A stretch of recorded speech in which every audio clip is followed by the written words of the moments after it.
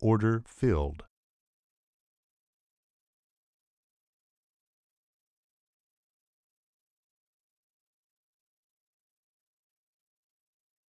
Do we have the correct mic going? Okay. And welcome to everyone.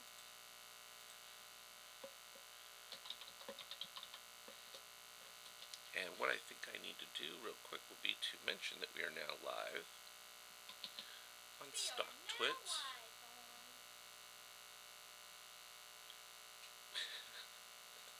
It's okay, she can go ahead and mention that we're live.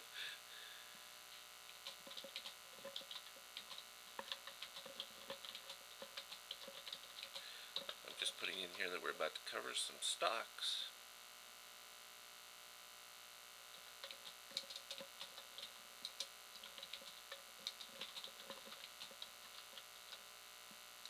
Okay, everybody will be aware there. They can come if they choose, and we'll go from that location. Can everyone hear me? That would be great. If you could just let me know. If it's too loud or anything, just give me a heads up so that I can adjust the balance for the treble in that. Okay, so, well, we've got an LVS chart on here. I'm going to move that slightly so we can get to the edge. Interesting week to say the least. Very similar for looking at the ratio size. The beginnings of the initial reading. Now, the ratio size intended to be a much longer pattern, and this is what throws some people off a little bit because it initially starts with your beginning move here above that plus 13, and if we look at it right here, the difference is I added in the orange line for everyone because I wanted you to know whether or not the likelihood for that ratio side to develop to the south or a short side versus a long side setup is easily defined by which one is on top. And in this particular case, the orange being on top, you have a clear idea that this one's going to be a solid one.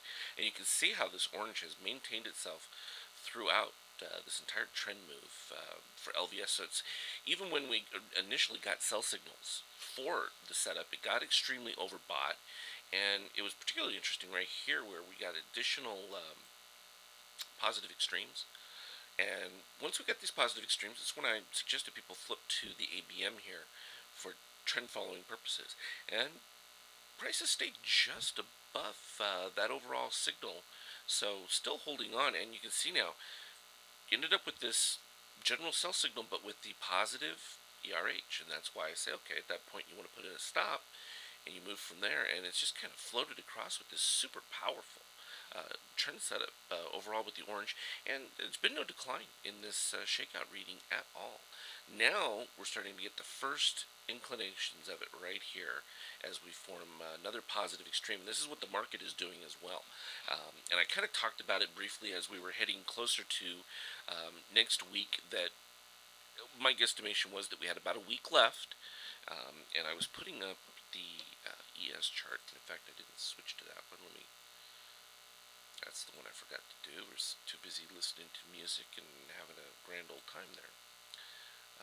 It's a daily of the ES, but I was showing it from our weekly view. And it was significant because we were much closer to the crossover right at this point. Hasn't happened yet. So there's a lot of people talking about how they're jumping on the TZAs and these things, in a solid fashion. It's a little early, and do you have to be exact with that timing? No, but the prospect even of a crossover, you still have the potential for a solid week to the upside even after that crossover. So from that standpoint, yeah, you can prepare for it, but I mean, you're going to have to give yourself a lot of time when you're talking about a weekly chart. I mean, this is not, going to be super, instantly, minute you get close to here, oh yeah, automatically short. No, because again, you can also look, and I should have darkened these lines because I think it does make it a little easier. Let me do it real fast to see that orange still quite a bit above. But what I was pointing out even, gosh, a while ago, is that there was really doubtful that this shakeout was ever going to reach the same heights as the previous one, and we were already going to exceed price. So now we've exceeded price. We have the lower shakeout reading. So as soon as that resolves one lower, it's going to be a real problem for the markets in general. And this typically lasts, 6 to 7 weeks, some cases longer. And the moves typically, okay, now here you get into people. Now, this is a perfect example of you get a lot of these guys who will talk about Fibonacci lines and everything, and that's all wonderful. I have no issue with that whatsoever. The problem is I ask one simple question and I never get an answer from them. What is the probability that any specific retrace is going to be the support or the resistance? And I can never get a response from them. Because, fine, the Fibonacci's look beautiful, and you're always going to be able to draw Fibonacci's at various levels and get these beautiful, lines that match. So let's go do a Fibonacci retracement. And what we typically find, and this is the case mostly with Fibonacci setups, and it's not really a Fibonacci setup because it's half. And that's what this typical setup on this crossover usually yields, to a 50% retracement of the initial move. And we can go back, and whether it was this move to the 50% mark here, this one will be the same thing. So what does that 50% mean? About 1400, roughly, if we just slide these back over. So we'll be taking it from this point, and, we just assume that it happened right here. And I slide it over, you can see that number, around 1400. Okay? So, even if we go back to the previous one, which would be before this last one, right over here, let's see where that one was.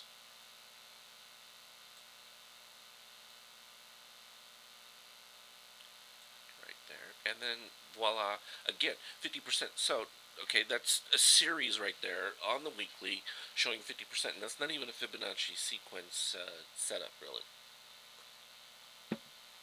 because we all know you derive your Fibonacci numbers by your adding of 1 plus 1 equals 2, 2 plus 1 equals 3, 3 plus 2 equals 5, 5 plus 3 equals 8, and then if you divide the 5 by the 8, well, you get the golden ratio. Now, you'll find that number related specifically, well, right here, I'll show it to you. It's right at the bottom of the screen. Let me enlarge that just a fraction for you. Alright, so you see it, minus the 1.618 plus 16.18. Alright, that represents these two lines, which is why they really shouldn't touch, because they're inverses of each other. One's positive, one's a negative. So to have one a positive, fine, when you get a chaotic event like this, normal. But when you get them crossing, like here, how do you get a negative to be a positive? So that's where some of the math gets a little bit more interesting, and some of the subset numbers become a little more complex, and we get into a variety of string-related math and stuff. And it's not necessary to go over, but it's kind of cool to be able to show you in a real depiction when something unusual is taking place in the market. Because normally you don't get that. Normally you'll just see an oversold and overbought from most indicators and oscillators. They're not going to, give you any kind of specific move like that. And so that brings us back to this other unusual event that I was pointing out from our power momentum 2. Because originally we were showing, the regular power momentum that had our histograms, and it's still very accurate. And oftentimes what I'll do is I separate, I'll put those in just a separate window. So it's still the same readings, and we can adjust that. We can actually bring those back in if we wanted to. Just go to our inputs, and we would just turn on the histogram part right here. And that would put it back in place. We could do that. But what I was pointing out is it became very clear, and when I originally programmed this, that there were unusual setups. This really shouldn't reach a 0 point and go negative as well. And I found that whenever we had these kind of moves below the zero line, and particularly when they led to a crossover, they were very powerful buy setups, and it didn't matter what color trend was, which I thought was very significant. And in fact, I may end up using that as an alteration to the trend model, because it may actually move the needle a little bit closer. what I'll have to go through and test is the significance of sustainability, because I don't want to switch to a green trend just because it's dipped below. We actually have to know that it's going to sustain itself. But again, dip was right here. Price proceeded to go higher from there. The dip was right here. Price proceeded to go higher from that point. And you're going to get varying degrees. Now, obviously, your best ones are when the white line goes below the green and then moves up from there. Doesn't happen all that often, but needless to say, that's a pretty good one. Guess I knocked that over. Alright, so that's good for there. We can go ahead and now back to our other charts. We can start taking a look at some of the individual plays. In fact, let's just go through some dailies real quick, and then we can go into some of the intraday moves that are taking place as we speak. I pointed this one out because it kind of depicts that overall trend. This didn't quite meet the criteria at this point for a ratio psi, but it did back over here on Apple. And in this particular case, dipped down, and then it gave its secondary signal right there. And if we put that ratio psi back up here, you can see that relationship very clearly. All right. But what became more powerful, even since creating the ratio psi, was representing the relationship between the orange and the yellow line in maintaining trend move. And in this particular case, we can follow the yellow line, irrespective of anything else, staying below, the orange staying below. Even when you get dips down here, now I've talked about this before, these dips that go below the negative 13, when you're in a downtrend like that, become very positive. But even within that positive, the orange never overtook the yellow, and still, to this day, has not overtaken the yellow. That means this downtrend in Apple has not changed. It's still there, which means that if you want to trade it, you have to be respectful of that and say, fine, every time I'm going to trade it long, I've got to be a little bit more cautious about thinking I'm going to hold it for longer periods. And did I wish that other people were able to see these things sooner? Well, yeah, but I had been pointing out for months when this chaotic event,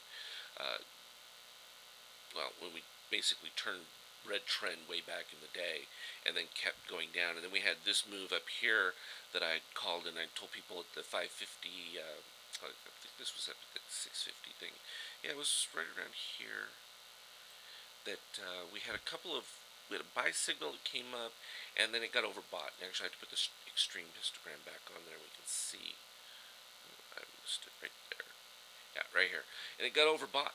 And it was at that particular point I'm like, no, time to head to the south side. Now, from my standpoint, to me it was easier buying the put in this particular case, because I'll use that as a hedge to go ahead and sell puts at times at a lower strike, as well as or buy stock, and it becomes a hedge setup. Well, yeah, I wish there was something I could show you that was positive in that chart. But you are correct. There isn't anything on that. I mean, you're getting a sell crossover right here from the power mo on a daily. That's not great.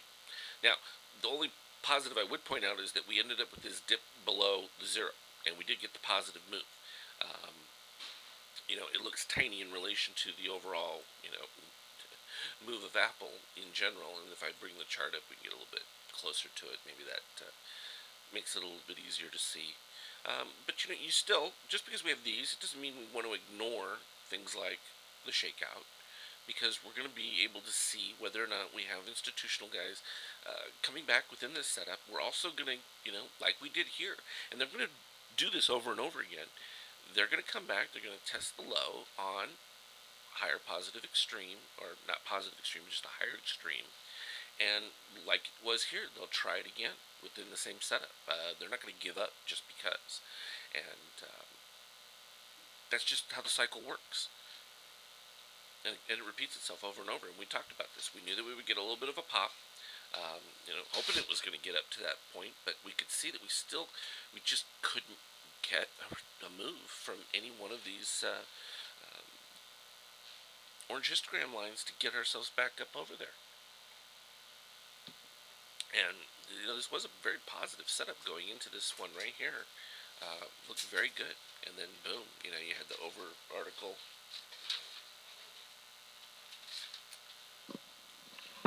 You girls have fun. Au revoir. Au revoir.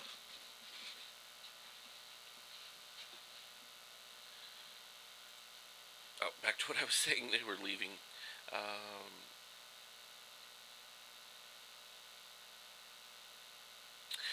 you want both to be dipping in. You typically, for bicycling, you want the white coming below the magenta from underneath. It's not enough to have it cross. I mean, when you get a flat scenario like this where it's just neither, um, you know, it's less interesting.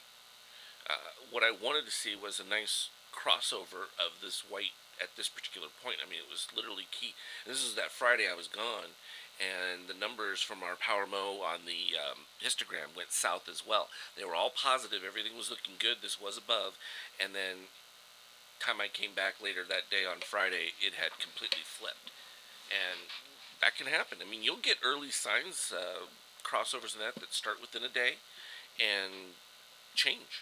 I mean, like I showed on that weekly chart just a couple of days ago, it was at a cross point. It's no longer at the cross point right now. So those are the alterations that happen, in the real world. So that's the apple from the daily shakeout. Wait, let me just remove it real quick.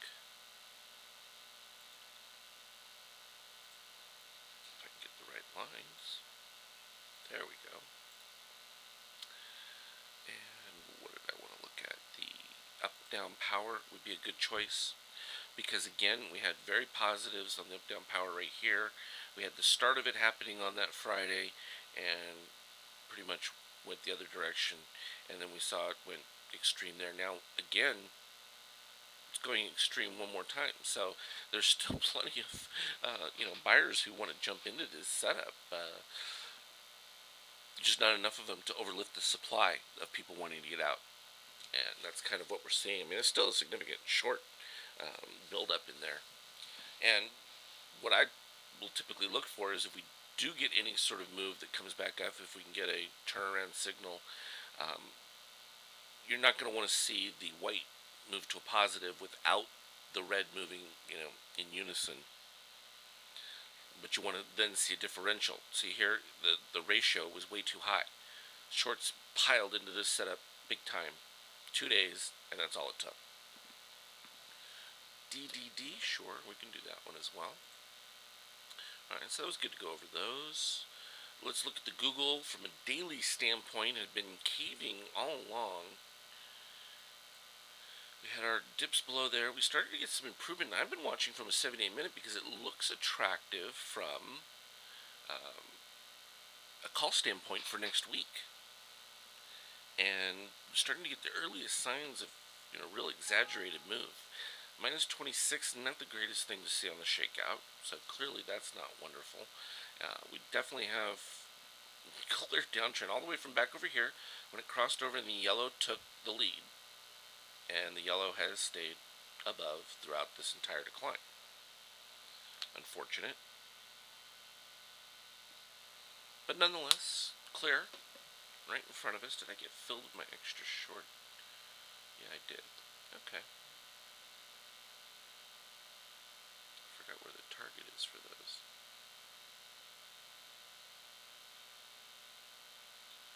There it is, down there. Let's bring that up because I want to look at my 5,000 while we're here real quick and see if that had converted. Now, this is also a good one to watch the rolls. I mean, this came down below the negative, gave the buy signal. I actually put this chart up. I know that people just don't pay attention to it. That's fine. And boom, moved up. And then we got up to here, and it started to get overbought. And so I was looking for this next crossover will be even more significant because it's going to be coming at a lower movement. But we'll need to see the shakeout dip a little bit there. I'd like to see that yellow get ahead of the orange, but may not happen. DDD. Do you want to see that on a daily, or do you want to see it on intraday? Because it could be worth looking at both ways. In fact, I'll just put it right here since we're looking at the LVS.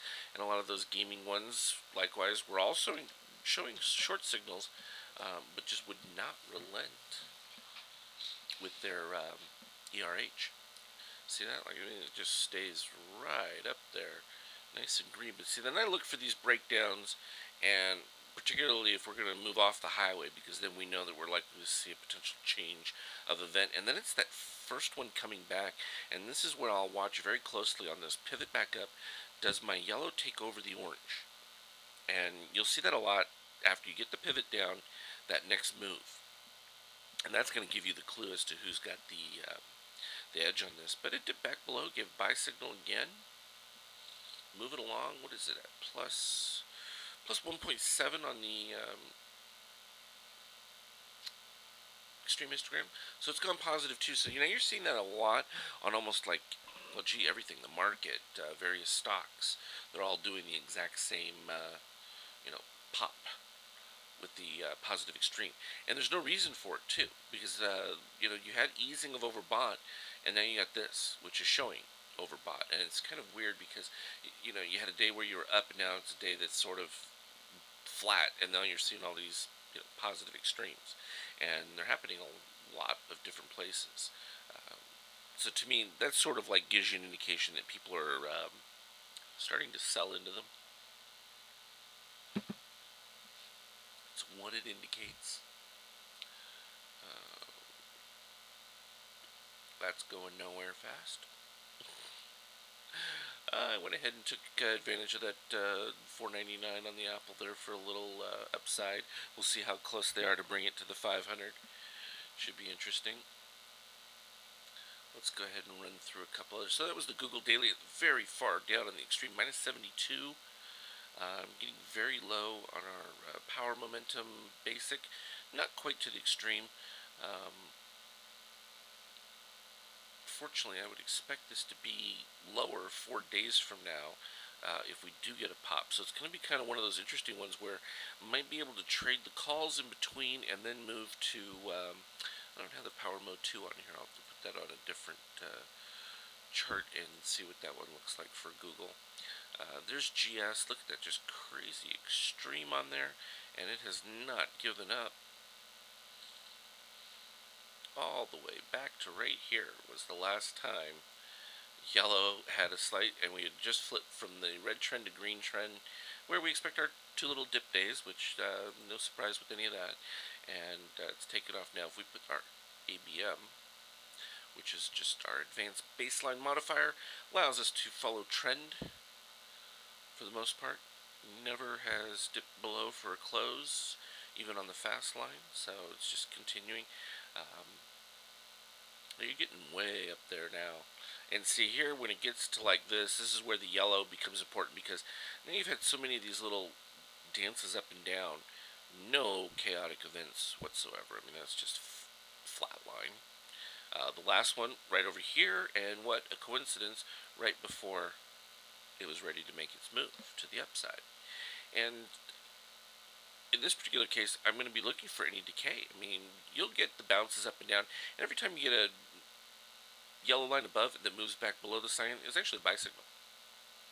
It actually happened this morning too. I watched it when it first came in. It opened up. This was below, and it shot up immediately from there. Plus, it's still within that buy signal overall. That one actually happened right back over here. Go figure.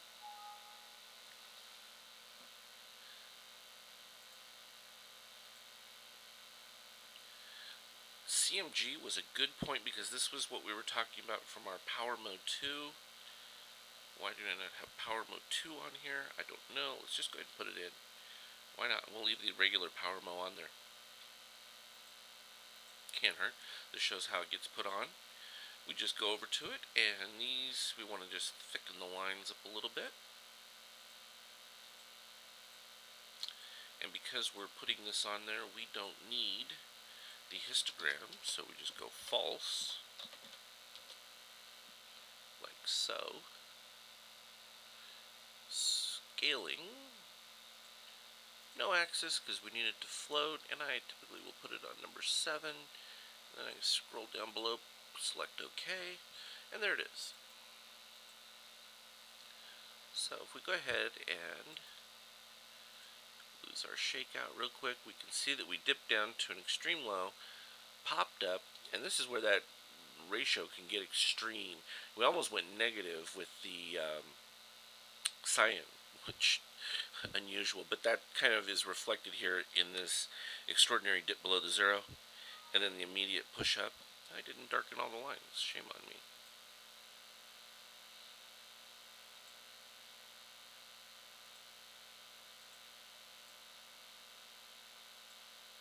Okay, all those are dark now. There we go. Much clearer. So you can see the crossover came up for the buy. It happened a little bit later there. We actually got a green dot buy set up earlier from the initial dip into the red line. And then right after that, and boom, it shot up quite nicely. Now, it was like this, and Boeing was another one to point out, because Boeing, so we're asking, well, it didn't see the decline in Boeing. No. And the reason being is it was unexpected. This was a chaotic event. I mean, none of the big players were expecting to have the fleet of 787s grounded. And so it's not going to be reflected in the overall scheme of things.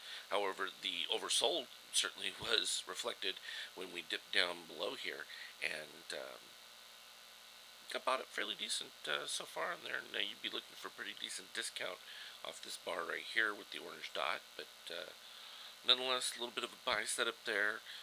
You'd want to see that orange pop up above. Hasn't happened yet, so yellow's still in charge on that downtrend. Caterpillar, just same thing, would not relent. I thought I darkened all these. Wonder why it's not showing that. Spent all that time going through doing just this during the music playing time. Okay, so you can see no relenting of the regular power Mo histogram. I mean, gosh, the last time was right back here. Immediately turned around from it and has proceeded higher, straight off of it.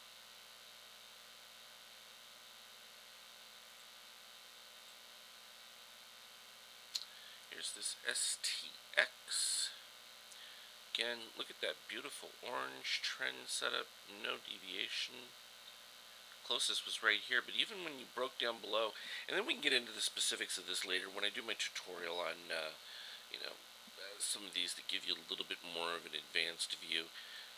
Again, like I talked about, this pivot coming back, if the orange had gotten above, I would have been more negative with that setup, but never happened. And you can see, while it's narrow, statistically that stayed clearly above the entire run.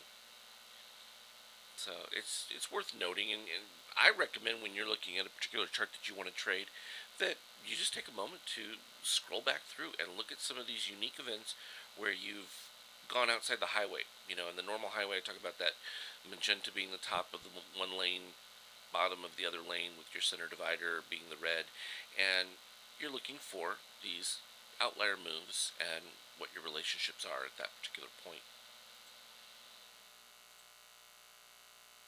TZA starting to look attractive, and like I said, this isn't something that you want to jump on. My biggest concern with it was this negative 35 on the shakeout. Reminding you of a lot of Google. But it's interesting because the bearish yellow, I stayed above. I'm just looking for a move of these two to get closer together, because clearly at this particular point you're not going to get a trend change when they're that far apart. It's just not going to happen. You know, so that's worth pointing out. That's just not going to occur. But this is a crazy move below. Now, in all fairness, this is a triple ETF, and again, I always say you definitely want to go to the primary source for those setups, as opposed to just relying straight on a triple ETF reading, because those volumes and the way it's traded can be exaggerated. So that's always just a prudent approach. BlackRock, we had looked at this one a little while ago. Be interesting to see if that yellow is going to catch up and take it over. Got the red shot. This is a lower. That's going to be. Is that a higher close? Let's see. Close 232, 232.67. Yeah, it'll be a higher close on a lower extreme. Be interesting. Would have liked to have seen. I don't know if that's going to give a full crossover. 59.41 is still higher than the 58.47, but that's looking real close. And it's these particular moves when, I always tell people it's like, okay, if you're long the stock, you don't want to sell it because it's a long-term hold, and you've got it for your portfolio or whatever. You don't have to sell it. You can buy yourself a higher strike put. In this case, in the money you would want to go,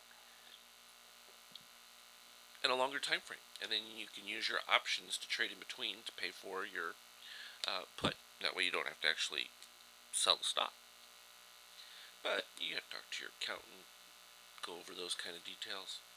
I always throw it out just to point it to people because we utilize it a lot. In fact, I was recommending it for and let me put that one up because I want to see what that one's doing. USO. USO. Because, we've been trading all the commodities on a regular basis. Yeah, not bad. Almost going to give that sell signal. And what we wanted to do was buy a higher strike put, the 36, and we were looking to get somewhere around $1.70 for it. And then we'll go ahead and sell. They won't be naked puts anymore because we'll sell puts on a weekly basis to earn return at lower strikes and effectively create a perfectly hedged position that we can then trade weekly options inside of as we go. So, and we were just waiting for an extreme move, and it's gone there. But again, look at that. And some people say, "Oh yeah, well I want to move to gold, SLV, and that." You got to be careful with that because if the market ends up having any kind of a decline or liquidity event, the first place the traders have to go is their gold reserves and hedges if things go unexpectedly south. Compared to what they were expecting. So it's not immune. Some people look at these defensive ones as like, oh, well, I'm going to lose less. And I don't get that strategy, but a lot of people employ it. This is where you hear about, moving to cyclicals and defensive stocks. It doesn't interest me. Let us go to some intraday action. 15-minute PCLN. A lot of buyers in that. Do we look at the daily for PCLN? I should do that. Let me put this one up here. We'll go back to that PCLN, and if I go to PCLN, I'll hit the daily. And that should give us a daily chart. There we go. Still maintaining its bullish trend. Shakeout is higher. Still has buy signal, albeit very narrow on that range. Still above its ABM. Not bad. So decent from that setup. Let's see, from a 78-minute standpoint, it gave no signals at all. The last signals it had all these series of buys going up here. And that's usually a telltale sign for me when you stop getting new bifractals that just sort of end. And we saw that on MA. Right at about the 5:30, all of a sudden everything just stopped, and I was like, "Oh, now's the time." And it's funny because you get these people come in and it's already dipped and stuff. It's like, we already called that one so long ago. For me, it's like they become old before their time because we've already expected the move. It's already taken place. Now Google, this is where I wanted to watch because look at this. Everyone's just completely hating Google. Don't think it's worth a darn. And right now we've got the divergence between the stream histogram right there. We've got the beginnings of our rise, and we were below right there. We didn't expect much of that because obviously you had to retest the low. But now I want to look at my 78-minute for Google and see if I start to get any improvement.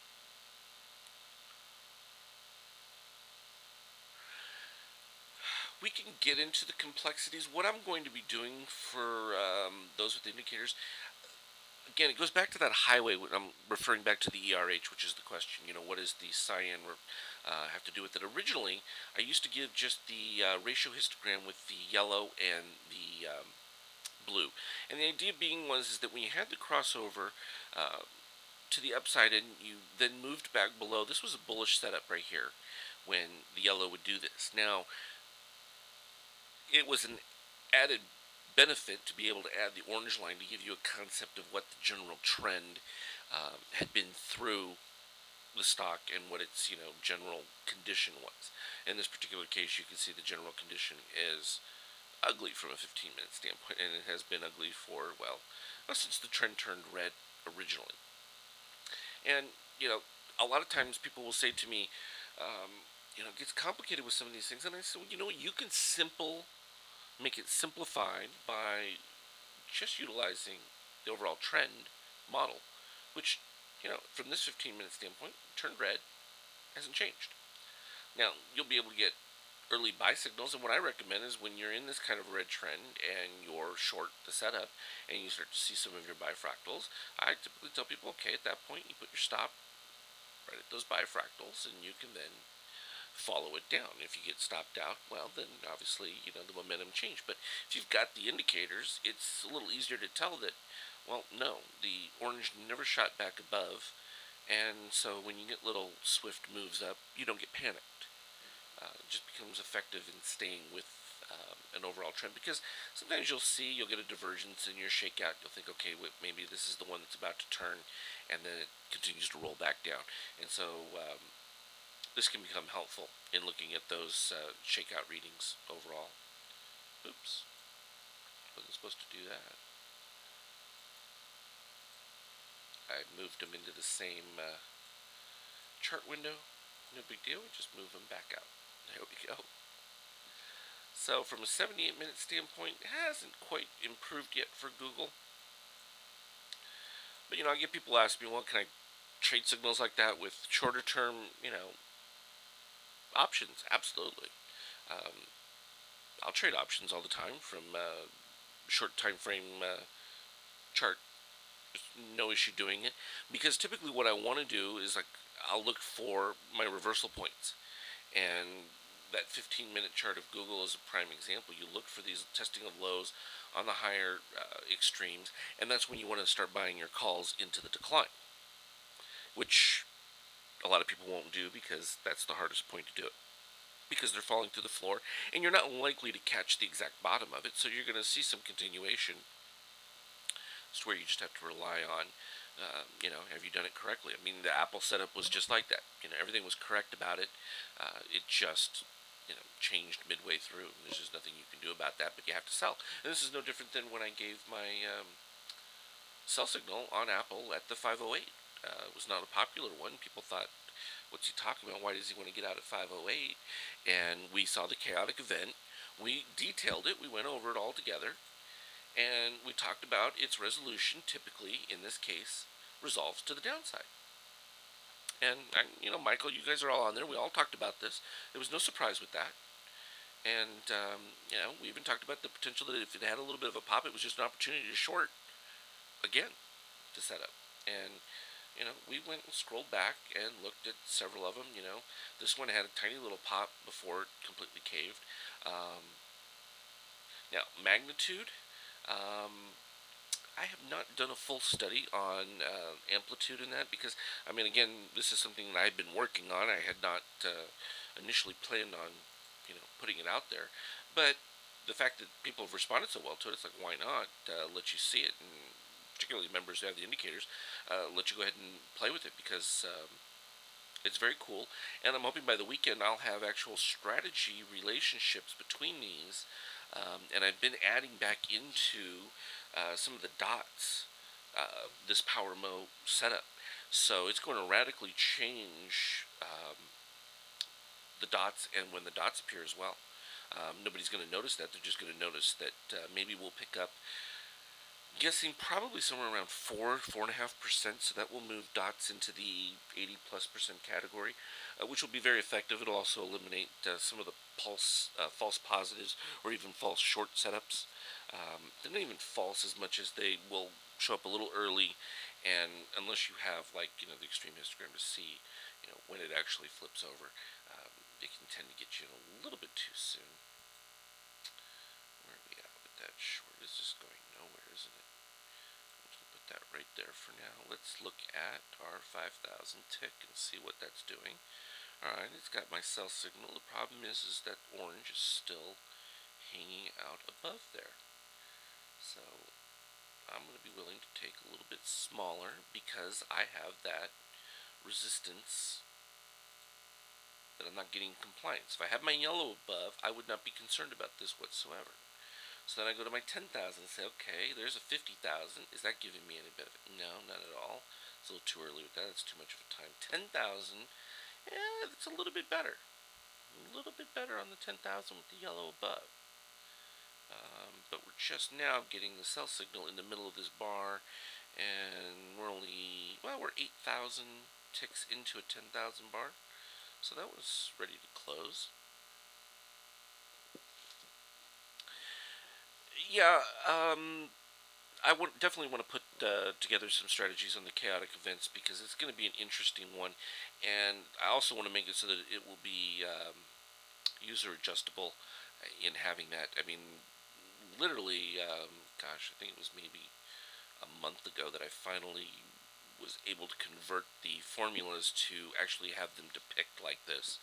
It took forever to get that, and um, it's an interesting anomaly to show up. I mean, I wasn't expecting it when I first did. I thought it would always be to a positive, and then to find them, create the negatives was quite interesting. But then again, that's what a lot of this math has been. It's been very interesting and surprising at the same time. So I think that's a good thing. Nothing wrong with unique setups. So the 10,000 is slightly in our favor, but I'm not getting it from the 5,000. So in that particular case, what I'll do is I just lighten my load a little bit. Now here was a great chaotic event that took place right at the bottom with the dip below. Put everything together. So that was a very positive 25,000 tick chart from an ES standpoint. So people will be looking at it, oh yeah, the market's falling apart. No, it became very attractive for a buy standpoint at that particular level, and then we got a little extreme, so I had closed out those and was willing to take it from the other direction. We're just not getting a whole lot of movement from this. But I'll take 5 contracts on that little small setup and see if it hits there. Maybe we get a change, and if we do, I'll go ahead and short it again.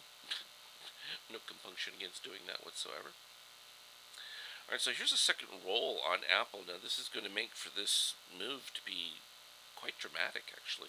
You don't get many issues with Apple. So this is kind of what people talked about, someone holding it down. Well, yeah, that's unusual. I think we can go back and let's see how long we've ever had below green. Is that both of them with below green? I think so, yeah. Both below green. Here, we'll make it quicker. I'll just shrink the chart. And we can find below green events. Yeah, you'll notice I'm not finding them. Okay, there was a green event, but that's just the white dipping below. There's got to be another one where the... Aha, right here. Looks like it.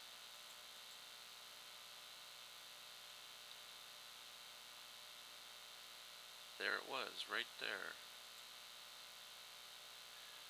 Let me expand back out again.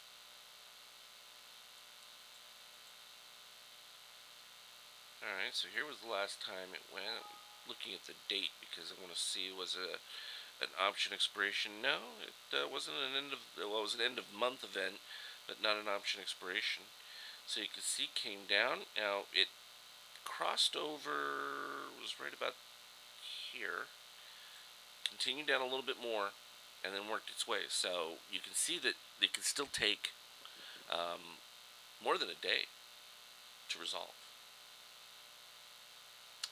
Well, let's see, what's your question? I think people would be interested in...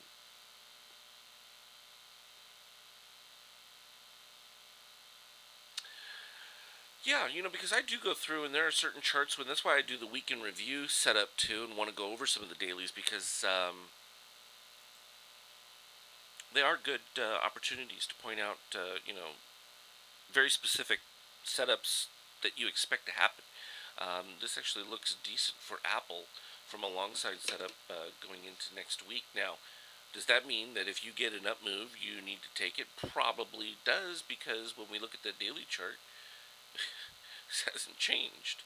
Um, Nothing's changed about that setup. So, within context, and this is where it's difficult for me sometimes on stock twits, because you're only allowed your 140 characters, and you can't give all the information. Oh, and I'm not really worried about selling a product. I mean, I put out the dots to help people make the good trades, and that's why I made them so expensive. I also know that if I just gave them out for free, people would just ignore them. So it's got to be something that people want, and the only way to know that you want something is you're willing to actually put some resources to it, because it doesn't do you any good if you're not going to make any of the trades. Well, let's go and see what else we've got going through here. Google 15 minutes. You wanted me to put up another stock though, TSLA. Let me put that one up. Do you want that from an intraday though, as opposed to a daily? Because I think you were looking at 1 minute. Now, I don't normally trade a 1 minute. Usually I'll go to a tick before I go to minute charts, because again, minute charts can be manipulated. The problem is on certain stocks you're not going to be able to do that. They just won't appear correctly. If you've got a really liquid index, then ticks are no problem. This is why I use ticks for the futures, because it's just a clean chart. I mean, my trend will go red, my trend will go green. Oh, and let's think, Michael. That was a good. I've been using that ellipse for the longest time, but I loved it when he put up the chart of the rectangle. That was great. I hadn't even tried to resize them or anything, but that was a nice depiction of chaotic event right there. Moving into the red trend. Typically would look to be bullish from this overall setup, but with the yellow moving directly above, was straight downhill.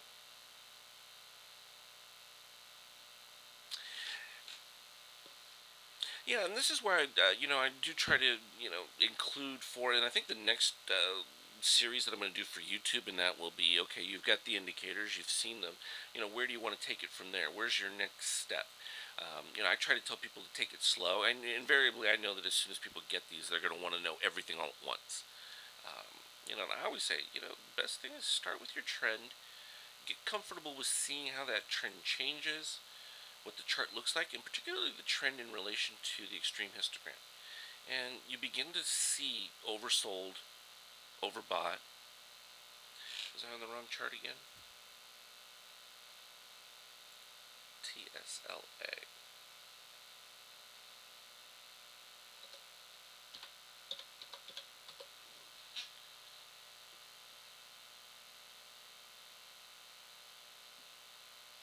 Well, look at that.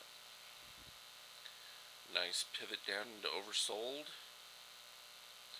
Then you ended up with your positive scion on the power mo, which is your first indication. You were also well below the red zero line here, and off a chaotic event. Not necessarily a negative chaotic event, just that you had a significant movement. You got your buy signal right here a little bit early. Where was that? At 32.94. Now, there's the GAM. What does the GAM stand for? Gradient Algorithmic Multiplier. I know. Long name.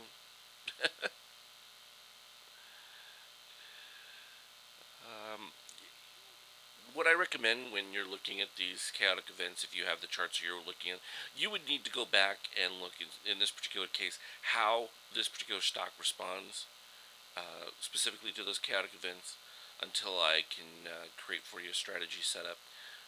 I'm not sure that it's going to be the same for every security. Again, this is math that has recently been added to these. I do know that from the magenta crossover, and that's pretty straightforward setup, and nice positive movement off that. Just puts in a sell cross here, but did the orange move above is the question. No, the yellow is still above, so kind of got a little bit overbought right there in that setup. Negative 14, not horrible. Popped up a little bit. That's your opportunity to either take portion of your gains and then turn on your ABM. In this particular case, hadn't really reached your full potential up target yet at 35.10. What was the high today? 34.74. It's close. Yeah, yeah, I do see the short setup with that. But now, this is where you got to be careful. What I see, and when I'm looking for shorts, I want to see a nice move up on my magenta line here. All right, look at how close this magenta line is to the zero line. So how much of a short do you really think you're going to get from that setup? You begin to say, okay, well, maybe not as much as possible. Well, realistically, what you're really going to be targeting will just be a retrace back to this low. So potentially it could be a couple of dollars. So I mean, it's still not bad, because dip below the red line, you would be expecting when you got your sell signal that you're likely to retest to this low. So that's how you would look at that from just a simplistic, without trying to get into every minute fraction of the setup. But you can clearly see that did get overbought. You have the yellow popping up over.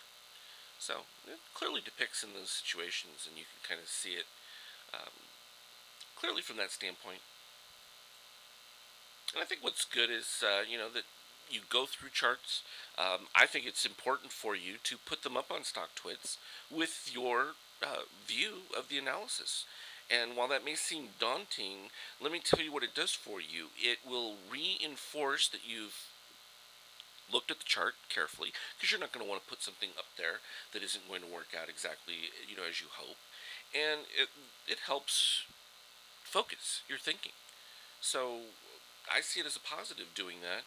I'm not worried about being wrong or anything like that, because never going to be 100% on everything you do. But the point being is at least that you've put it out there, you've looked at it, and then potentially someone sees something that, hey, maybe you missed, and sure, you're good about that. Pointing out, well, wait a minute, what about this case? It looks ugly, but oh, I forgot about the dip below the zero. That's great, because that's how you build your awareness of what you're looking at, particularly when it comes to the charts. And I would say the same thing even for people doing regular technical analysis. You want to have that same viewpoint, where you're constantly examining it and not being afraid to put it out there just because you might be wrong. I mean, if I worried about that, can you imagine when you think about how many charts I put up, and if you go back through my record, I mean, it's a long litany. And it's been fairly fairly accurate on a lot of them. And you're not going to get people to talk about that. They're going to come on and say, they did their little thing at this particular spot, and that's fine. It's okay. Nobody was listening when I was talking about Apple from the daily standpoint all the way back over here, and that's all right. You know. And right now, it's kind of an interesting time, because you're not going to get a lot of people who are going to feel like they need to understand any of these things, because the market's going so wonderfully. It's the minute we have our first retrace that everyone's going to start freaking out. Oh no, now what do I do? What am I looking at? And then this is where people are going to start drawing Fibonacci lines. They're going to start drawing these break lines, and then they're going to be saying, well, we're going to go to here, here, and here. And unfortunately, as we've seen with some of these fractal setups, these guys don't use the same lines. They don't draw these channels and say that because there's this channel that price is going to stay, fall, break, or move around it. You can draw every Fibonacci you want, and I see some people putting up charts from big distances, and that's all fine. But what I can't get from people then at that point is to say, okay, what's your probability? When I put up my MBI Opus charts here, okay, I can specifically go and say, okay, based on this particular GAM setup, we can either go to my website and look at it, or, I can go over here to my performance report, and I can say, okay, based on this particular setup, I've got an aggregated win rate of 82%, and it's going to make nearly 4.5 times what it loses. All right, that's definable. And I also know that I have a 2 times ATR stop, that's specific, and I have a very specific up target. Can it go past that? Sure. Does it matter if it does go past that? No. But it becomes definable, and this is some of the issue that I have with a lot of stuff that goes, up on stock twits, and that is that there are no parameters. And there are a couple of people that were, I even saw mentioned on the ESF where people will talk about going long, going short, and they don't have a specific mark. And sometimes that's tough when you're looking at a chart. Now, when I have my the other dots that I was putting up with the up targets and the down targets, at least then you can see what the numbers are, and that becomes helpful. And it's better for me because then I don't have to write it, in the text line, or have to try and put it on the chart. But that's where it becomes, at least in my mind, useful. We should put the NQ up because I was asked about the NQ, and I think I have it on this setup here. Someone was asking me about a head and shoulders pattern on the NQ weekly. So let's bring in the NQ. Okay. Oh, so again, MBI Opus. Let's go ahead and take a look at for the NQ. Not quite as good a win rate. About 80%, just under 79 and a quarter. 2.73 profit factor. Okay, that's fine. And I just completed that trade the other day for the Iron Hawk. Iron Hawk. We want to look at a weekly and see if we can discern this head and shoulders pattern. Well, yeah. We're talking about right here, this being the other shoulder. Then you talk about here, but, well, that's fine. Order filled. Has it executed? No, it hasn't. And because it hasn't executed, you're sort of in a limbo with that particular setup. I mean, we just turned green trend from a weekly standpoint for the NASDAQ. That's positive from that aspect. Trend model is a little slower. I would react a little bit quicker off of some of our moves, but we would want to put on like the daily, and this is why we would go through with the power mo, shakeout, all of those things. Take a look at them and evaluate it one step at a time. Because on a weekly chart, you don't have to rush into it. Yes, the angle does matter for those power momentums, as well as on the expanded ratio histogram.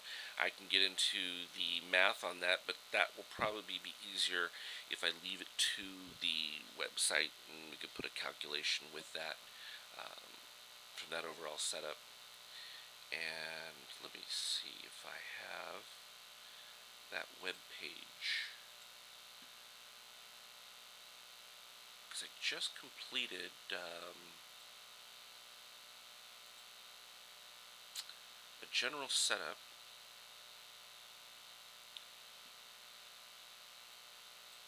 It's right here, and I'll be making that available.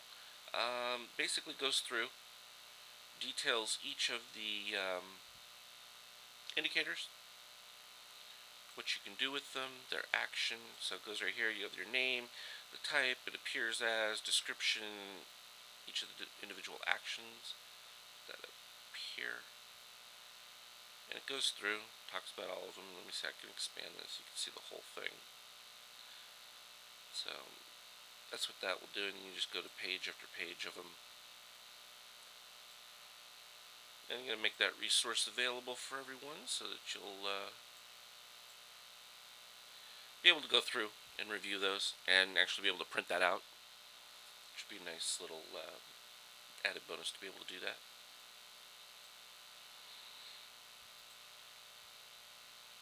Alright, back to our... So let's go see if we ended up with that bullish setup from the ES that I was pointing out. Yeah, popped up from the shorter time frame. Let's see if the bigger ones were already buy signals. See, the orange is now, see that angle dip below and the orange is now above. So the orange is actually leading this setup now from an upside move. At the same time, you have the crossover that happened intrabar. And yes, you can trade these intrabar because you'll see it happening as it goes and moves into it. You're, I'm getting to it, Bruce. I'm going to have them all put together with that, so that and then the idea will be that you'll also have a reference link that will take you then to a deeper explanation that will also give you chart pictures that will show relevant moves, particularly like the chaos events and particular setups where you have divergences on your extreme histograms for buys, those kind of things. Simple, but yet, it's important to have. It's a reaffirming kind of thing to be able to show it. So there's our PCLN making its move. The Google's making the move. It's definitely what we were starting to talk about. And what I want to see in particular will be if you get a lower extreme and a higher close. Love that. Love that from a bullish setup. Now, do I also know that this, like, again, we say this Google setup, whatever pop we're going to get is going to be short lived. If you buy your calls in that, you're going to have to pay attention to it closely because it's going to be for a short pop. Then people say to me, well, I sold a little bit too early. And it's like, well, okay, that's all right because you're going to at least collect your profit. You're going to be locked into the setup, and that's all that matters. Um, you know, and in fact, you know what? Let's go back to, because we were looking at MA from a bullish standpoint because we had our buy signals from that one. Let's see how it's doing. And this is where some people were saying to me, oh, well, did you want to really, short heavy the market? And I was like, no, we still had plenty of decent bullishness with the overall market. We weren't prepared to do that. Okay, so look, we had our buy setups all the way back from here on the 78-minute for MA, where, everyone was screaming that it was going down forever, blah, blah, blah, blah. And I was just kind of chuckling because we had our buy signals. And here you go. You moved all the way back up from the overall setup. So it was fairly decent long from that 514 point. Oh. Well, I look for feedback from everyone. I want you guys to get comfortable, start putting charts up, because I want you to be comfortable enough to do that, and to really, it will help you hone your skills as it relates to the charting and utilizing them. And again, I recommend that you keep the charts tiny. You can look at all the different ones and just put up the specific indicators that you want to focus on, whether it happens to be a shakeout reading in this particular case, where higher shakeout reading, you got a higher extreme histogram, and I'll put the little divergent lines on there. Not everybody's going to get it. You may not get a million views on it. That's not really the point. The point is for your own record, because you'll be able to go back to your own thread and you'll be able to look and say, okay, yeah, that's what I did. Okay, here's why it didn't turn out, and then I can look at it and say, okay, I missed that, and you go back through, and that way you'll be able to, clarify for yourself. Well, and I want to add clarity. I mean, for me, I know all these setups. That's not really an issue from my standpoint. So I want you to be able to get it. Um, Certainly have some people with some advanced degrees in that you know they're not looking at it from a standpoint where they don't already have some of the math correlated. But I want, because I think that we can get to a point where everyone can get a general idea of working this out, and so that's where I rely on you guys to give me that feedback. So, well, everybody's charts are always going to need a little bit of refresher, and you want to take it one step at a time. And that's where I say, if there's one particular indicator that gives you a little bit of difficulty, you don't have to focus on that one so much.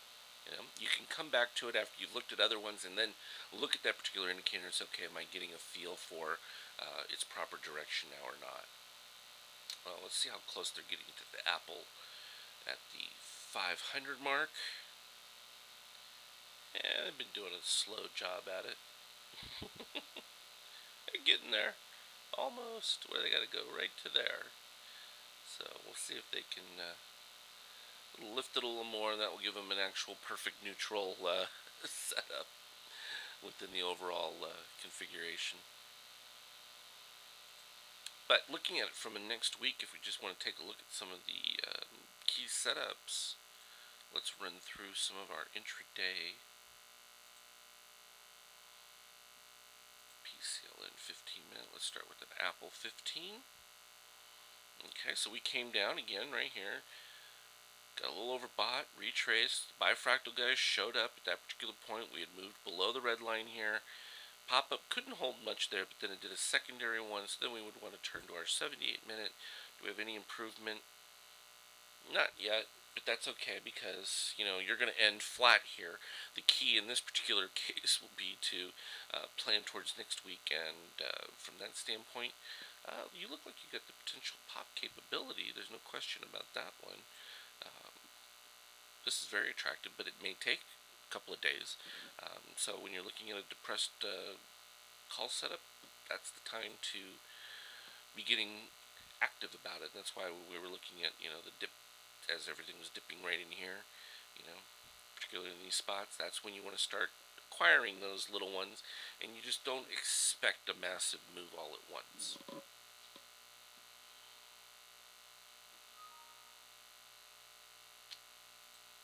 Do I have any students who can really, yeah. You don't hear from them too often because they're busy doing their trading. Um, but it also varies too to how people want to utilize them. Because, like I've pointed out to people, some people don't bother with all the intricacies of these. They're just looking, okay, did my trend go from red to green? And, and then just going to follow it with a general stop. Yeah, that works just as well too. Particularly when we start to look at some of these, daily ones. It's a little harder when I have the charts expanded. You have to kind of shrink them a little bit, and then you get a broader perspective of, the red trend change, and then boom, and then I stick my little ABM in there, and you just follow that until you get your close below, which would have been right about here. Has price really moved a whole lot from that original sell-off? No, not much, and you'll find that a lot. Day-to-day swings, but in general, they tend to revert back to original levels. Um, Unless something strange happens, and that does occur. There's always crazy events. Now, for some reason, Apple's been giving a lot of corrections in their data for these charts. To get rid of those, you would just go to apply the corrections in your window.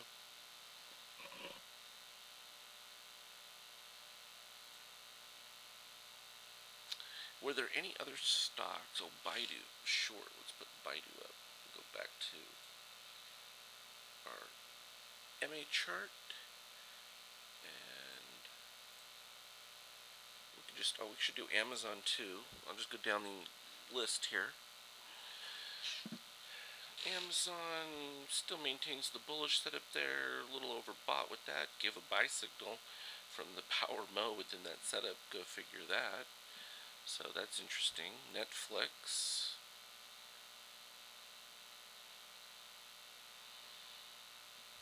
Netflix gave a buy signal. It was a little weak going into the start of the morning. It also put in a buy, and it's about to start a new run for the shakeout. What I want to see, though, will be that shakeout move above the yellow line. And typically when it's in this steep decline, you want to see that turn. So you may get a little bit of flatness before it will break out again. It's kind of typical with that. We can look at the MA daily. So it had the extreme right here. I put this chart one up here, and that was at the 530, where some people were telling me that, oh, the idea of it going to 500 was just crazy, and that it was way too early with these setups. And it's like I put this one up there along with the power mo, and we showed that throughout this entire run, that power mo never went negative. In fact, we should put regular power mo up there, and we can talk about it, because look at that. It was a beautiful run. Came here for the buy signal. Started now. A bunch of people started posting when the red dot short came in that they were already short from this original move, and I was like, well, we're not ready to do the short. And then each day, well, when are we ready? When are we ready? When are we ready? And then it was finally ready to appear after it got to the peak. The shakeout started to move. We ended up getting the sell signal right there. That was the first time. And then from at that particular point, it was 527. And then we cut the nice, excellent move down here, and then I was posting about the bag holders, who were the guys buying right here. And I retweeted a couple of those today, just so that people wouldn't forget, because they always want to talk about the most recent thing that they just saw.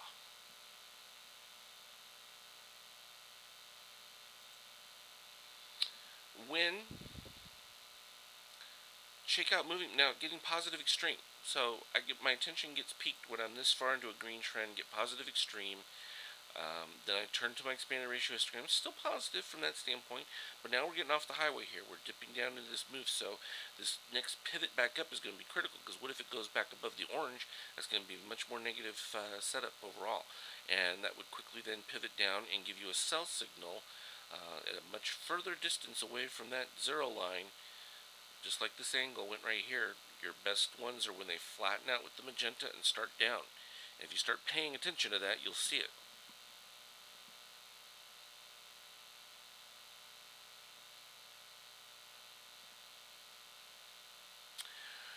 With the power modes are in conflict, conflict is relative. Um, what you were looking at right here, as you get this sell signal, even from this first one, right at this particular point, we were looking at the ratio change, and it's hard to see in these particular ones, but what you're doing is you're literally looking at the difference between these last two numbers, and what you're looking for is a decline in that ratio.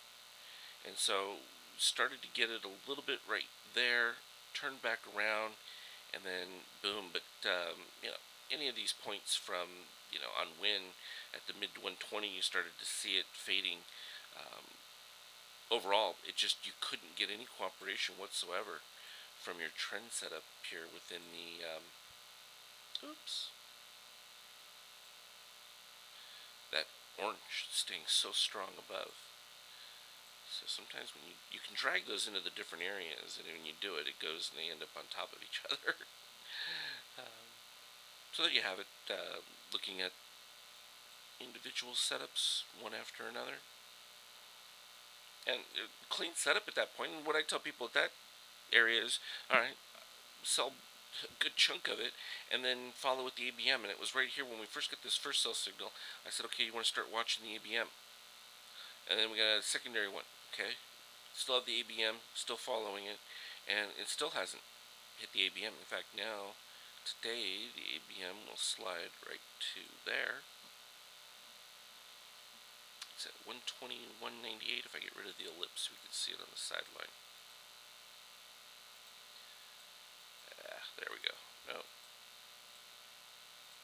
Gotta get it right on the edge. So I should probably use the triangle. There we go.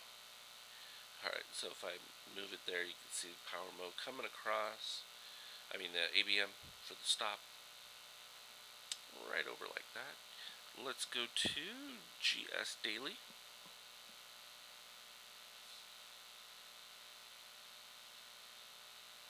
And often what I'll tell people, when you get something that's in conflict, I would hold off. I usually will then, if I haven't created a trade, there's no reason to start one when there's a conflict, because there are plenty of stocks that aren't in conflict.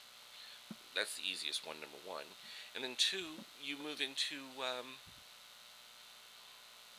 if you're already in a position, you can either improve your stop, take a portion of your gains. Let's see how that Apple trade is doing. Ooh, just a couple of pennies away. Back and forth. Should we sell right at the 500? What the heck?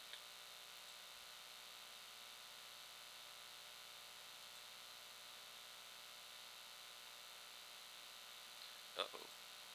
I had that attached. I don't have the OS order on that. So we'll see if that fills for us as we're doing it. Yeah, and that's an important one, because you don't have to make every trade or every call. There's sometimes a stock is just nothing. This is no read at all. And in that particular point, risk to reward, what's the benefit? There's plenty of ones that we just go through chart after chart here, and we take a look at them. It's like, okay, there's my ABM for LVS, still plugging away. No issues with that whatsoever. Just gave it its buy signal. Facebook, got Baidu next. Facebook gave this sell signal right here at the peak now. See, reached the sell line on the shakeout indicator. Alright, you have to take profits at that point. You know, fine, it can go beyond it. I don't care. The likelihood of having a dramatic drop at that particular point is worrisome. I didn't think the drop would be much, and my point was is that with the ERH this far advanced, all right, so maybe I'm not going to get a huge decline. Okay, but okay, I was done with it at that particular point. No question about it. And then you ended up, you could see that the power mo, you went with positive for the yellow. At the same time, you have a crossover. So alignment, okay, everything's in alignment. That's exactly what you were looking for, an alignment move. Well, you take it, and then the shakeout starts moving lower, and boom, you can see it here. Now, it's almost getting oversold. This is actually becoming very attractive, and potentially could give us a new buy setup. Now, at that same time, while the orange is still staying above, now you're getting to a point where that can flip. So be watching that, particularly if this pops up above here with the yellow. You would develop at this particular key juncture a ratio size short, and you may end up then dipping to red trend. You see? So that's how delicate this kind of situation gets, and why you want to pay attention at those particular points. So that was a good one to actually look at that particular spot, because that kind of answers the point. 9 minutes left. Am I going to get that sell or not? My God, they're fighting every penny they can to keep it from there. I mean, what, we got to 91, and it wouldn't get there? They'll probably do it right as you get close to the close. That was just a fun little thing to put on there before we were popping on. Let's look at the FAS Daily.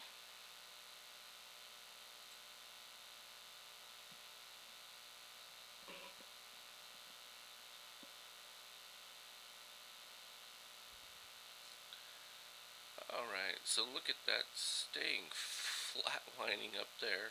That's impressive from the FAS standpoint. Again, triple ETF, so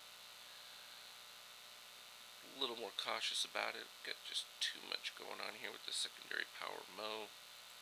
Looking strong from that standpoint, no problem. And this is why I combine them, because well,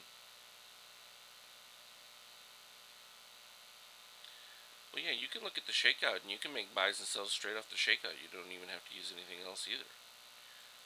Let's take a look at the shakeout indicator. We reached the sell signal right here when it breaches the now, does that mean you should short it just because it's a sell? I'll let you answer that one.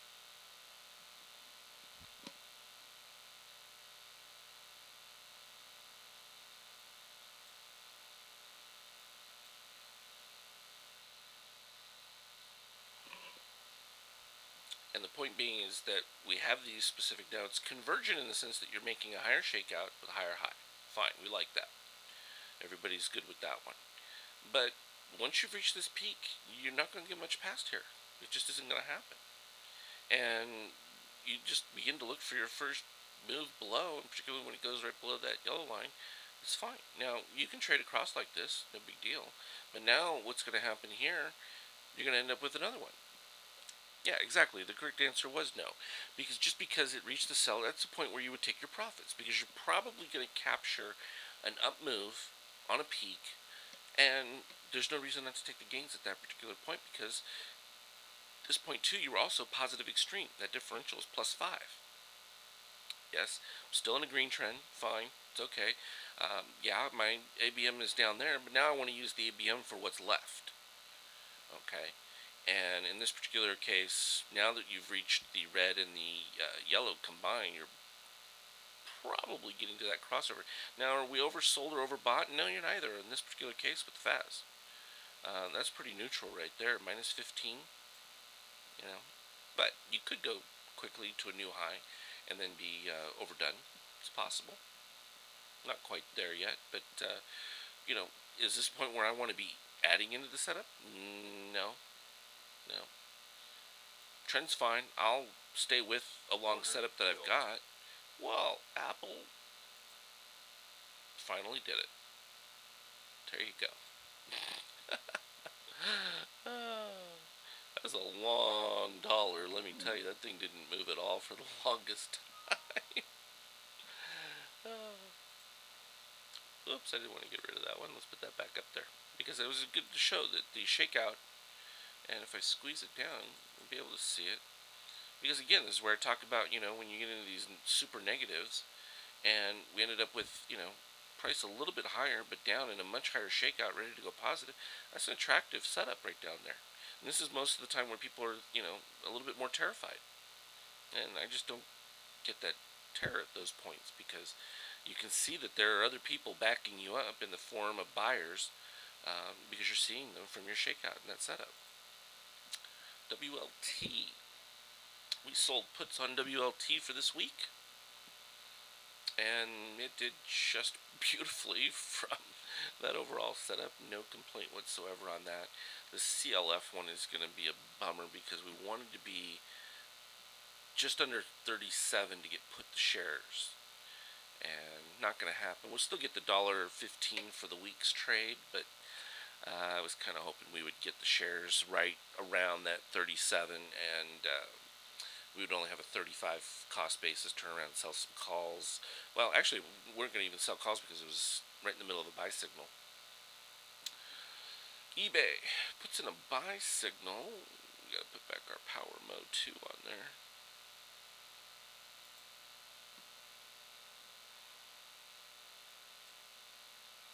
So, buy signal, orange is above. You did dip below that setup right there. Starting to make a new run for the shakeout.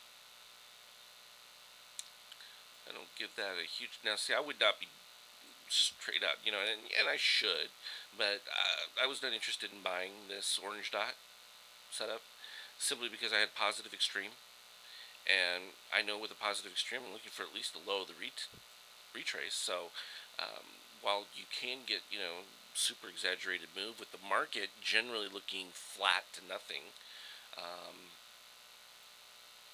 I would want at least the dip back down to the low, 53.75, before getting in, just to get a little bit of room from the setup. The pivot is what I want to watch, because this is where I talked about where you get the V. You notice that the orange didn't come all the way down with it, so the orange is staying way up there, being positive on it. It's bullish, but you got to see if that yellow is going to momentum is going to take it up past there and give you a bit more of a sell signal within that. Keep minimizing that. We got some more to look at. With 3 minutes left. Alright, checkpoint. No, not checkpoint. I don't know why I always say that. Just, it's funny. Chesapeake Energy, here we go. Got a member in this one, Linda. I don't know if she's on here today or not. It's pretty late there in England at this particular point. Nice buy signal, dipped down to the 0. She wanted to take it for a swing trade. Looked pretty good, but we just started to see the yellow get above the orange, and I suggested, hey, she'd taken, potentially a third off. I'm like, yeah, you might want to take a little bit more, and then you got your ABM. You go ahead and trail that with your ABM. No problem with that whatsoever. Yeah, I did Baidu, didn't I? I'll put it back up. There it was. So Baidu had given the sell signal, but with the orange above, so were we expecting a big drop? No. Okay, fine. Did we get a big drop from the sell signal? No, not really. No shock. Now, if you were going to get any selling, it was going to be off this massive decline. But now this thing's getting much closer to the 0 here, so you're going to have a modest decline. That's going to be pretty solid for a breakout to the upside if this doesn't break down. So that's kind of interesting to see those kinds of setups, and they're worth paying attention to, and you're going to find more and more of them. But we pointed it out on Baidu like way back over here. I mean, I had these lines from like forever ago when we dipped down here, and I was screaming to people to buy it at this particular point, and everyone was telling me it was going to crash down. And then of course you get the other half that's going to say it's going to 200, and I don't worry about those kind of things. We just got to take what is and go from there. And well, we had a 14 It was 1491, so that was the closing bell. It was 1491 for an upside, so we didn't get anywhere today. Tiny range. I mean, you went -4 to +5. It's kind of normal. No real shock with that. And did want to look at my CLF. Of course, it did not drop enough. 24 cents off. 24 pennies. Let me go to a daily.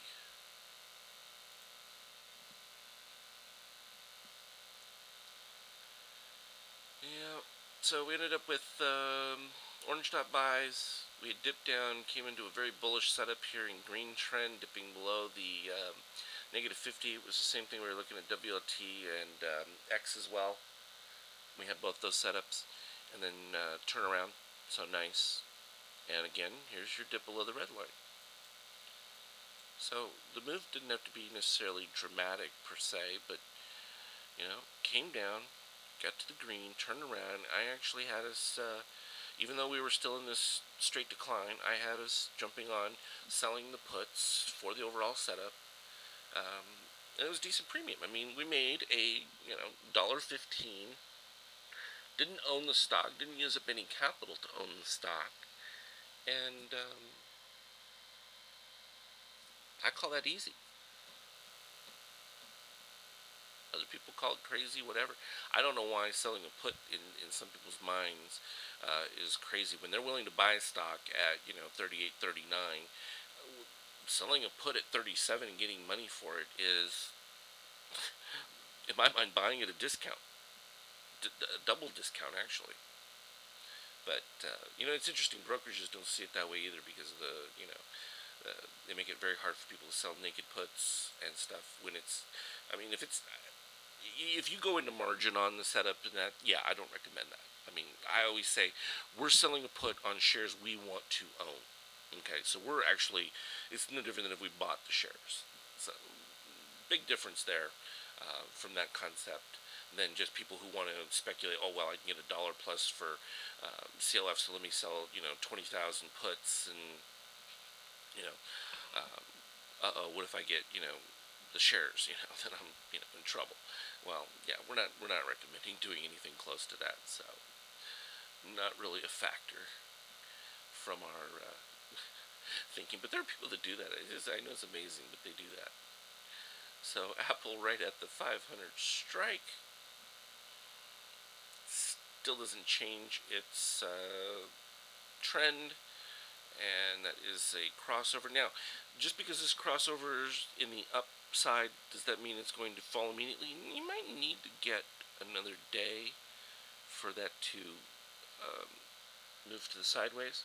But in general, no, it's not bullish for Apple in this close. Lower shakeout reading. We're still staying below that -1250. So, sorry. Yeah, you would be correct looking on the Baidu, looking for the long on that setup. I mean, it was building in that direction. Was it 100% there? No, but it was pretty darn close to going that way. Now let's look at the ES and see what that finishing setup looked like. Ooh. Interesting.